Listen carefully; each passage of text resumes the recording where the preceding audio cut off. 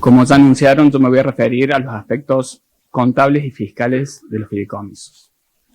Podemos decir que el fideicomiso irrumpió en nuestro sistema jurídico hace 31 años. Si bien el Código de Vélez alguna mención hacía respecto del dominio fiduciario, fue recién con la ley 24441 cuando se empieza a utilizar el fideicomiso en la República Argentina.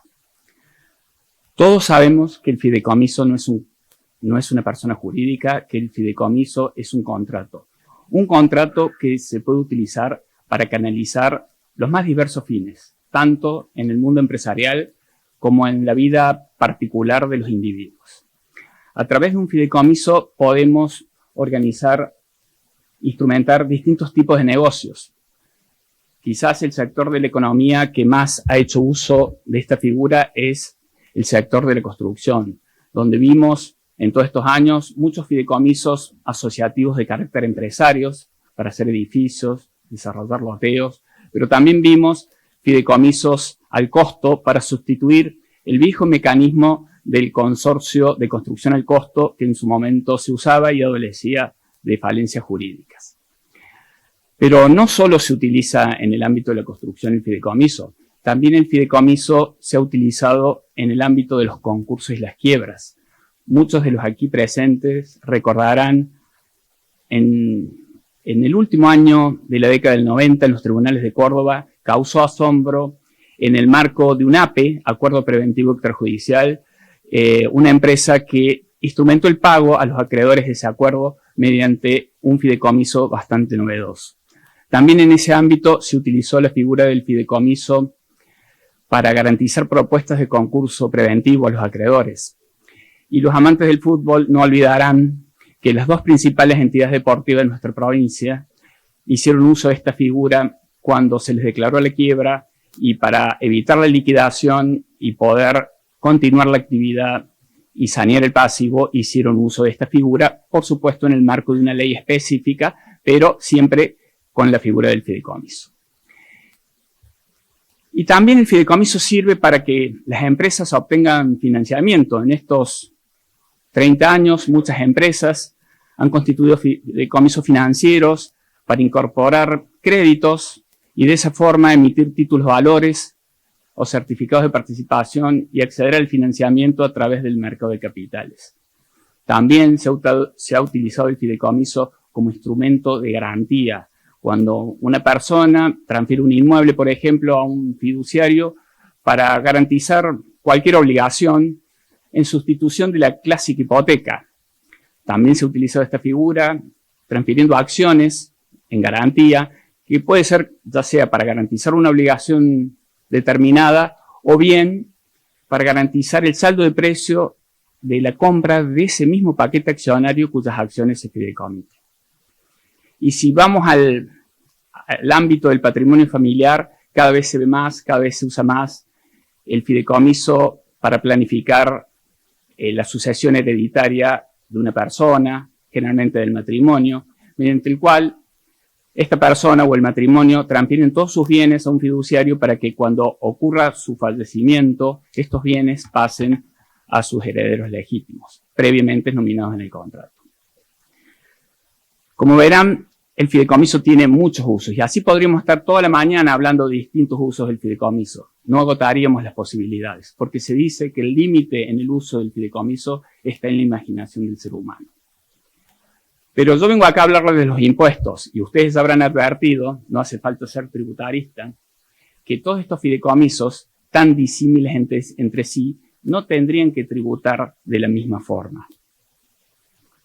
Y eso es así porque los impuestos gravan manifestaciones de capacidad contributiva, gravan hechos económicos, más allá de las formas jurídicas que se utilicen. Y si bien en todos estos ejemplos que les comenté se usa la misma figura, el contrato de fideicomiso, sus negocios subyacentes son completamente distintos. El problema es que a nivel normativo, desde hace 30 años, tenemos una desconexión entre estas realidades y la forma en que la ley de impuesto a las ganancias grava todos estos fideicomisos.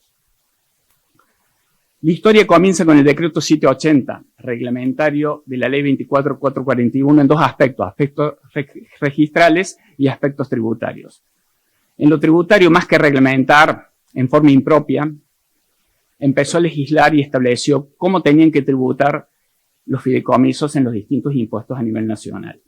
Fue recién con la ley 25063 cuando se soluciona esta afectación al principio de legalidad tributaria, en la cual lo único que se hace es transcribir los mismos conceptos que estaban en el decreto 780 en cada una de las leyes impositivas. Así, a partir de ese momento, en la ley de impuesto a las ganancias, desde aquella época y hasta la actualidad, a todos los fideicomisos, todos los que les comenté, los que no les comenté y los que nos podemos llegar a imaginar en el futuro, todos esos, para la ley de impuesto a las ganancias, tienen que tributar de la misma forma. Los trata todos como entes empresarios. Y ustedes habrán advertido que no todos estos fideicomisos responden a negocios subyacentes empresarios. Y es aquí donde se produce esta importante tensión normativa entre la ley de impuesto a las ganancias y las realidades de los fideicomisos. En particular, la ley de impuesto a las ganancias divide a los fideicomisos en dos grupos. Aquellos fideicomisos que la doctrina les llamó transparentes, cuando fiduciantes y beneficiarios coinciden, la ley dice que tendrán que tributar las ganancias que ellos generen en cabeza de sus propios fiduciantes, siempre como ganancia de tercera categoría, como ganancia empresaria. De la misma forma que tributa a nivel impositivo una sociedad de personas, como una sociedad colectiva, por ejemplo. El otro grupo de fideicomisos es cuando los fiduciantes no coinciden con los beneficiarios o alguno de ellos es un residente extranjero. En ese caso, la ley dice que debe tributar el fideicomiso como sujeto tributario, como tributa una sociedad de capital. Conclusión, la ley de impuesto a las ganancias entiende que todos los fideicomisos son algo así como entes asociativos, empresarios, y los incluye en la tercera categoría. Como consecuencia de esta desconexión, en muchos casos, porque habrá situaciones particulares que estará perfecto. Si estamos atrás de un negocio empresario, un negocio asociativo empresario, aplicar los impuestos de esta forma es correcto. Pero en muchos de los ejemplos que yo les dije, ni siquiera hay actividad comercial subyacente. En muchos fideicomisos ni siquiera hay actividad comercial. En muchos fideicomisos solamente son custodios de bienes. Bueno, como consecuencia de todo esto, apareció vía doctrinaria, una construcción doctrinaria que se llama la teoría de la realidad del negocio subyacente. La teoría de la realidad económica del negocio subyacente. Esta teoría dice que un fideicomiso no debería tributar ni más ni menos impuestos del que tiene que tributar ese mismo negocio si no hubiéramos utilizado la figura legal del fideicomiso. Esta teoría se sustenta en tres principios. El principio de la realidad económica, que está contemplado en nuestra ley de procedimientos tributarios, que dice que para determinar la naturaleza del hecho imponible hay que darle preeminencia a los aspectos económicos más allá de las formas jurídicas.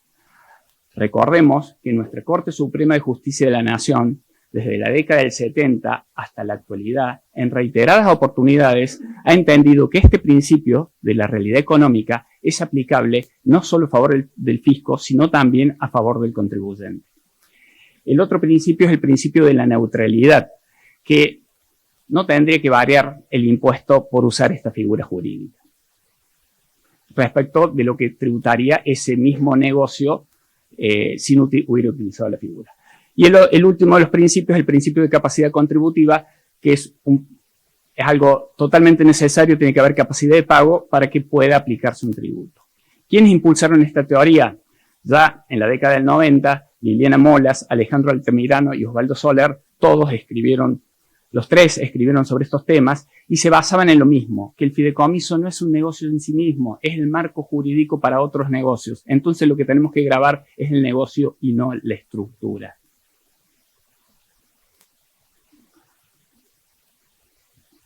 ¿Y qué nos dijo el fisco de esto? ¿Qué entendió el fisco a través del tiempo? Bueno, por suerte, el fisco, desde un primer momento, se enroló en esta teoría, pero por supuesto, no están el fisco, a través de dictámenes o respuestas a consulta vinculante, en numerosas oportunidades, en la mayoría de los casos que ha tenido que interpretar un fideicomiso, se ha enrolado en esta teoría. Y así ha interpretado que, por ejemplo, en un fideicomiso en garantía como los que les nombré, no tenía que tributar bienes personales. Después interpretó que no tenía que tributar ganancias si se ejecutaba la garantía y se vendían los bienes, a pesar que la literalidad de las normas dicen otra cosa.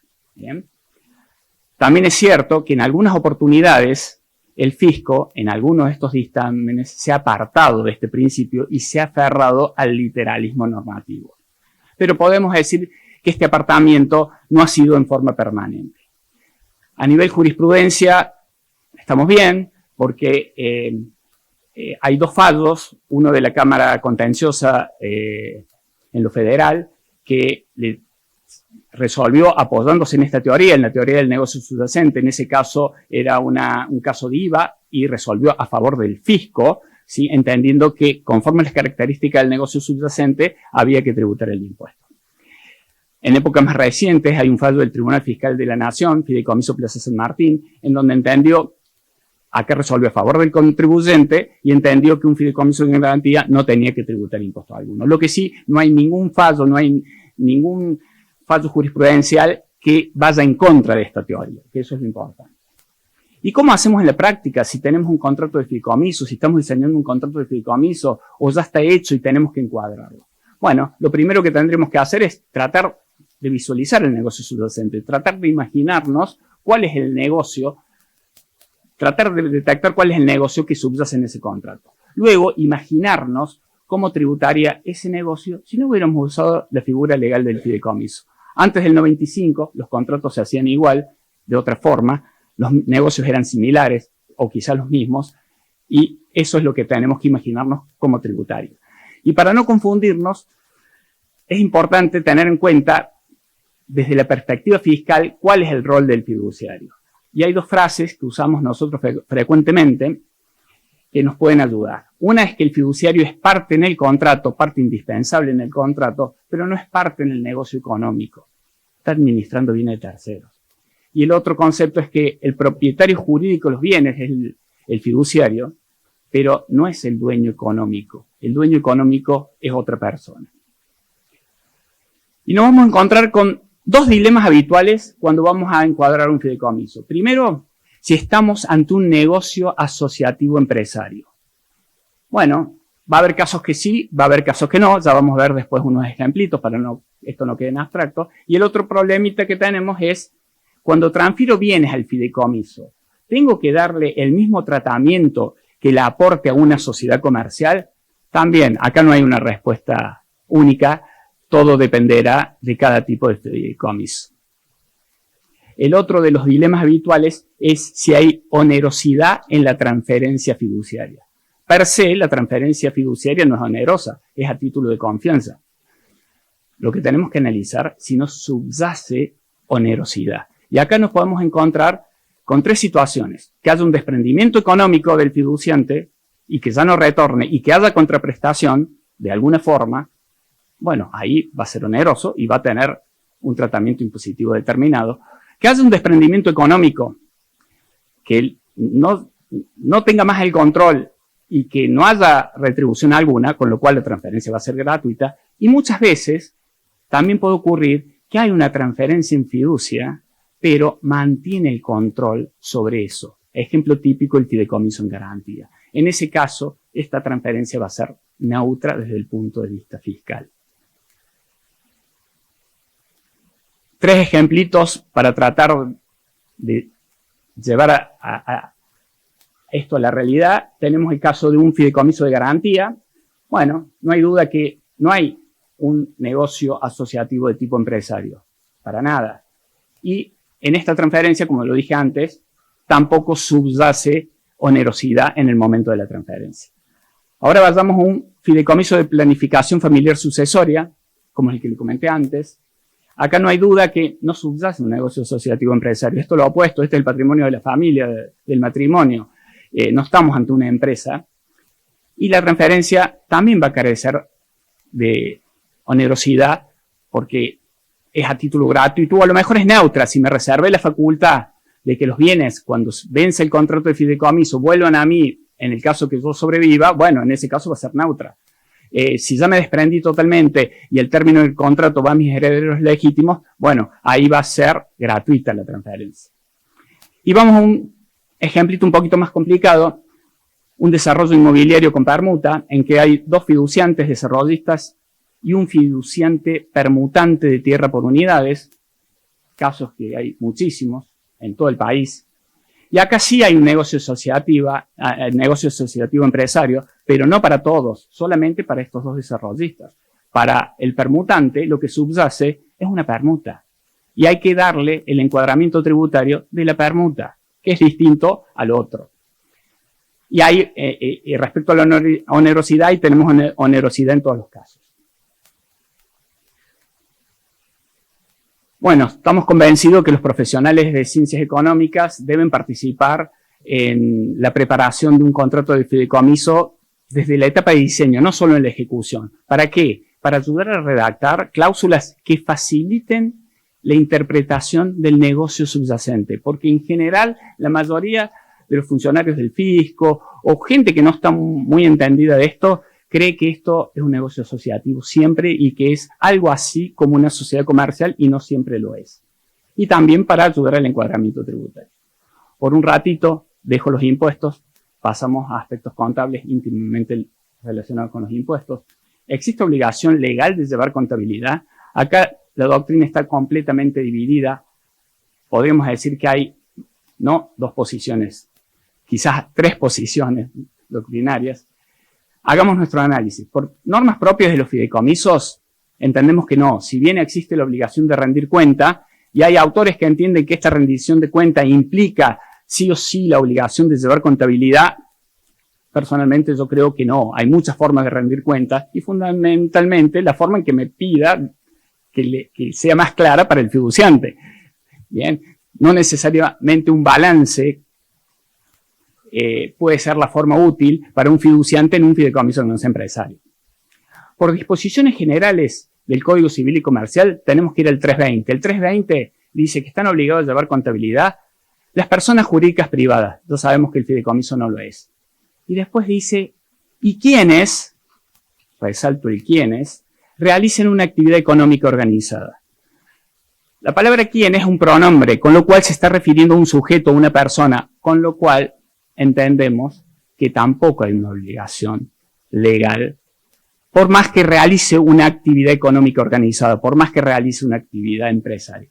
No obstante, como profesional en ciencias económicas, tengo que aconsejarle que todo aquel que haga un fideicomiso en el cual haya una actividad económica organizada de cierta envergadura o una actividad empresaria, que las cláusulas contractuales establezcan la obligación de llevar contabilidad. Pero hay casos que un fideicomiso que es custodio de un bien, que ni siquiera tiene el usufructo, tiene la nuda propiedad, no tiene el más mínimo sentido confeccionar un estado contable. La otra duda es, ¿puede ARCA exigir la presentación de los estados contables? Bueno, hay una norma que establece que determinados contribuyentes, entre los que cita a los fideicomisos, como uno más, y dice así, que lleven un sistema contable que les permita confeccionar balance en forma comercial, deben aportárselo al fisco. Adviertan ustedes que esto no dice quienes estén obligados. Así que por más que nos enrolemos en la teoría de que están todos los fideicomisos obligados, si no lo llevo, en los hechos no lo estoy llevando, no me podré obligar. Entendemos que esta es una cuestión de hecho y no de derecho, razón por la cual no encontramos razón para que el fisco pida el balance, en la medida que no confeccione balances, ¿no? Pero hay algo muy claro en la ley de impuesto a las ganancias, después de una reforma que empezó a regir a partir del año 2018. Yo les dije que los fideicomisos eran transparentes y no transparentes. Los transparentes tributan en cabeza de sus partícipes. La reforma de la 27430 le dio la opción a los fideicomisos transparentes a tributar en cabeza propia. Opción que nadie la ejerce porque no es ventajosa. Pero a continuación dice, quienes ejerzan la opción tienen obligación de llevar contabilidad y confeccionar estados contables. Con lo cual, se presume que la norma del impuesto a las ganancias está entendiendo que por lo menos los fideicomisos no transparentes no tienen obligación de llevar contabilidad, porque si no, no le impondría esa obligación para quienes ejercen la opción.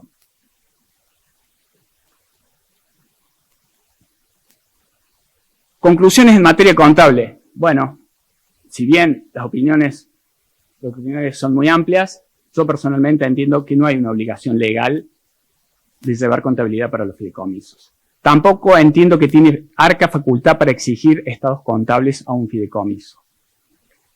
Por supuesto, va la recomendación que en todo contrato que lo merite, las cláusulas contractuales establezcan esta obligación, porque qué mejor que una contabilidad para tener claridad en los números. Me vuelvo a los impuestos y tratemos de sacar alguna conclusión. Yo les empecé haciendo un recorrido por distintos fideicomisos con negocios subyacentes totalmente distintos. Y nos fuimos desde el extremo de que la ley de fideicomisos me da libertad para hacer fideicomisos de cualquier tipo, versus a la rigidez de la ley de impuesto a las ganancias, que me establece que todos los fideicomisos tienen que tributar como entes empresarios. Bien, no hay duda que es indispensable una reforma tributaria. Una reforma tributaria que nos están debiendo desde hace 30 años. ¿Qué tendría que tener esa reforma tributaria en forma concreta? En primer lugar, las actuales disposiciones, mantener las disposiciones en el impuesto a las ganancias, fideicomisos transparentes y no transparentes, pero acotados a que el negocio subyacente sea una actividad empresaria. Para ahí está perfecto. Para el resto de los fideicomisos, para los que no respondan a una actividad empresaria, lo que la ley debería decir es que tienen que tributar sus beneficiarios de acuerdo a la categoría de renta. Primera categoría, rentas del suelo. Segunda categoría, renta de capital. Cuarta categoría, renta del trabajo personal, de acuerdo al negocio que subyace en ese fideicomiso. Y aplicándole las mismas reglas que tiene cada categoría. Nacimiento del hecho imponible, exenciones, etc.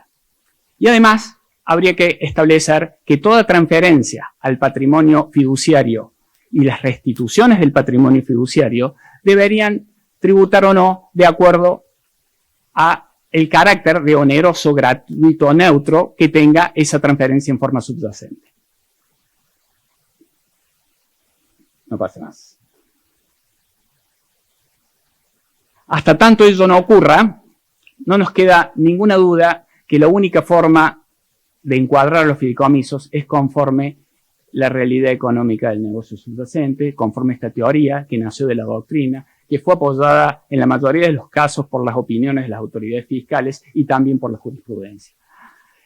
De otra forma, se estarían alterando los principios constitucionales de equidad tributaria y capacidad contributiva que provienen de nuestra ley suprema, que no pueden ser alterados por ley alguna. Nada más y muchas gracias.